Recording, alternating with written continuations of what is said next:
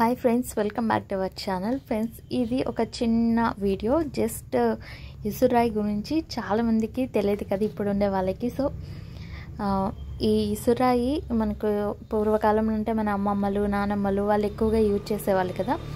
So ఇప్పుడు చాలా తక్కువ మంది యూజ్ చేస్తున్నారు. అసలు కొంతమందికి ఇసురాయి అంటే ఏంటో కూడా తెలియదు.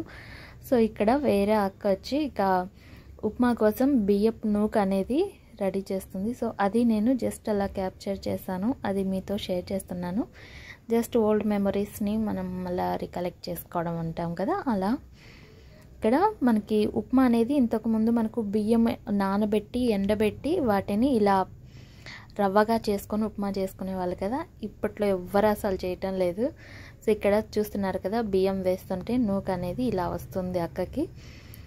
ఇలా చేస్తుంటే మనకు మంచి ఎక్సర్సైజ్ లాగా ఉండేది. ఒకప్పుడు జొన్నలు రాగులు అన్నీ కూడా ఇలా చేసేవారు. సో ఇప్పుడైతే ఎవ్వరు చేయటం లేదు కదా. జస్ట్ ఓల్డ్ మెమరీస్ని మీరు కూడా గుర్తు తెచ్చుకోండి. మీలో ఎంతమందికి తెలుసు అనేది అయితే నాకు కామెంట్లో చెప్పండి. అండ్ ఇది రవ్వ తర్వాత ఇలా మనకి రవ్వలాగా అయిపోయింది. ఇది ఇక మనం ఉప్మా చేసుకోవడం అంతే. జస్ట్ ఈ చిన్న వీడియో నచ్చితే లైక్ అయితే చేసేయండి.